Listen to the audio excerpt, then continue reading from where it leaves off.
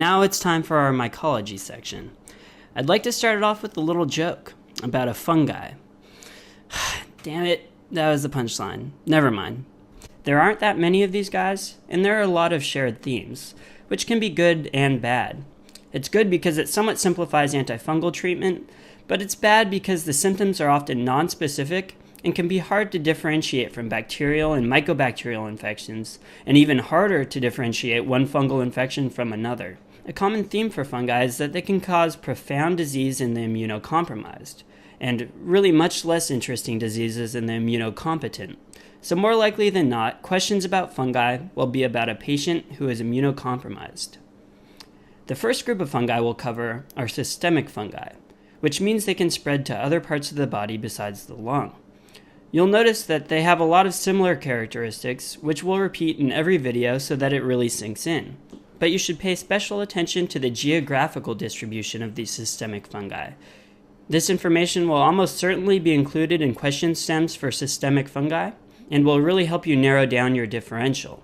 You'll see what I'm talking about in the next few videos. For now, let's get started with Histoplasma capsulatum, which causes histoplasmosis. When you hear histo, think historian, because we're drawing a scene about a historian exploring a cave. He's basically Indiana Jones's super nerdy stepbrother. Ooh, and histo is actually prevalent in Indiana for Indiana Jones. But I'm getting ahead of myself. We'll get into that in a little bit. That was just a little stream of consciousness mnemonicizing there for you. Anyway, on exams, histoplasma will almost always be associated with bird or bat droppings.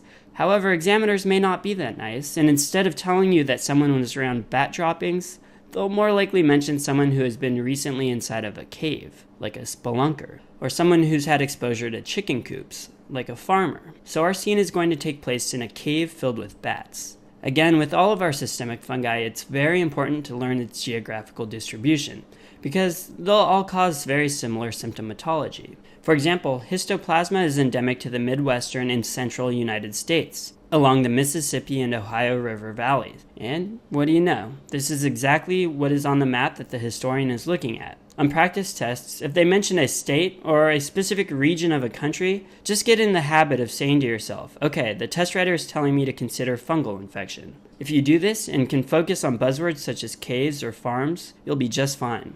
Now you'll notice the historian is coughing. Well, this is because transmission of histoplasma and the rest of our systemic fungi is through the respiratory system. Usually spores in bird and bat droppings are inhaled, and those go to the lungs. Then they get ingested by macrophages. And this is one way to diagnose histoplasma, seeing a macrophage filled with small intracellular oval bodies. So we're going to draw a recurring symbol for macrophage, the macrophage cage. And inside the cage, we're going to draw a canary. You know the story of how miners would take canaries down the mines with them and use them to see if the air is safe to breathe.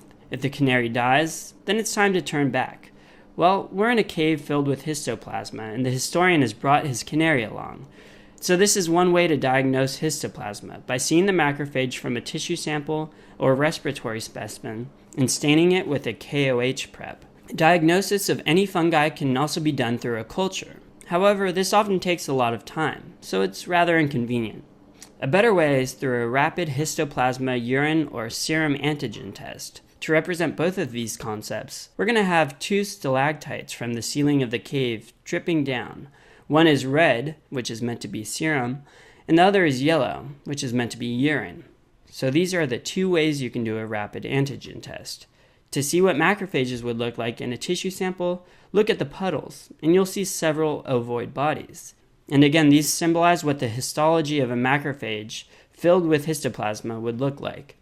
And one feature that you may get tested about is the size of comparison to an RBC. Histoplasma is much smaller than a red blood cell, and this is easy to remember since you see several of these histoplasmas inside of one macrophage, and one macrophage is only slightly larger than a red blood cell. So they have to be really small to fit in there.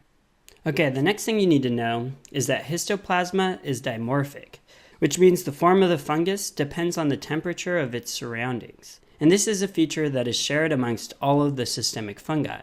To help you remember which form of the fungus occurs at a given temperature, you may have heard the phrase mold in the cold and yeast in the heat. This means that in the cold, or the soil, the fungus is in mold form. In the heat, or in the body, which is around 37 degrees Celsius, the fungus assumes a yeast form. Now, our recurring symbol for dimorphism is going to be a butterfly, which makes sense, right? Caterpillar is one form, and then it undergoes metamorphosis and becomes a butterfly. So let's draw our dimorphic butterfly here to represent histoplasma's dimorphism.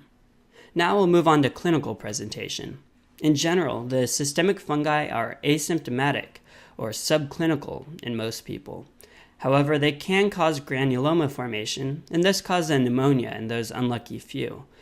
You'll notice the historian is coughing to represent this pneumonia. You should also know that lungs develop granulomas that eventually calcify, leading to chronic pulmonary issues. In fact, chronic histoplasma can look a lot like TB, with cavitary lesions in the upper lobes and calcified nodules with fibrotic scarring. To demonstrate this, look in the back of the cave. Do you notice how the cracks in the walls of the cave kind of make the walls look like a pair of lungs? You have the right lung here, seen on the left, with 3 lobes, and the left lung is seen with 2 lobes. And to symbolize the calcifications, we have many stalactites growing throughout both of the lungs, especially in the hilar regions. To remind you that chronic histo can resemble TB, we're even going to draw in another book that has the cactus of TB's Wild West scene. Besides the pneumonia, histoplasma can also cause erythema nodosum. These are painful red nodules, usually found on the shins. To symbolize this, we have 2 cave pillars drawn here that look a little pale. They're meant to look like long legs, and maybe they're wearing Saturday Night Fever bell-bottoms. And we'll demonstrate erythema nodosum on them by adding red dots speckled all over the front. Now it looks like this yellow stalactite is in an unfortunate location. Or rather, it's kind of a perfect location. I actually really think that it was an accident. But it'll help you remember that these pillars are legs covered by erythema nodosum, and that yellow stalactite is supposed to represent urine antigen testing. Alright, I'd mentioned that the systemic fungi are especially associated with the immunocompromised. So what happens when an immunocompromised person gets histo? We're going to add an ancient cave drawing of a bull, and we'll give him some spots that represent the liver and the spleen. And this is because dissemination of the fungus to the liver and spleen will show up clinically as hepatosplenomegaly, and the gross pathology will show calcifications in the liver and spleen. And why these organs? Well, the fungus targets the reticuloendothelial system, which has a lot of macrophages, and these are prevalent in the liver and spleen. Along with hepatosplenomegaly, patients may develop other skin and neuro findings, but we think hepatosplenomegaly is a unique feature that you should remember.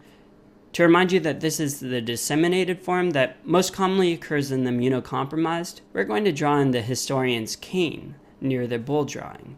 And this cane will reappear in all of our systemic fungi sketches as being the symbol for being in a weakened or immunocompromised state. Alright, to finish up, let's talk about treatment. In general, our systemic fungi could cause either a local infection or progress to a systemic infection. Treatment is dependent on the status of the infection. For local and mild infections, we'll use azole drugs, like fluconazole and ketoconazole. We'll symbolize these as pine cones. Get it? Pine cones for fluconazole and ketoconazole. Don't worry about which one you choose for which fungus, just know about the azole class and that they're used for all of the systemic fungi. For systemic infections, we need to use something much stronger, specifically amphotericin B. Amphotericin is a nasty drug with a lot of side effects, which is why it's reserved only for potentially life-threatening systemic infections. We'll help you remember amphotericin with our amphotericin amphibians, specifically a frog, which we've drawn on the rock. Notice that the frog is strategically placed underneath the cane, and this is to drive home the point that you only need this potent drug if the fungus disseminates, which generally happens in the immunocompromised.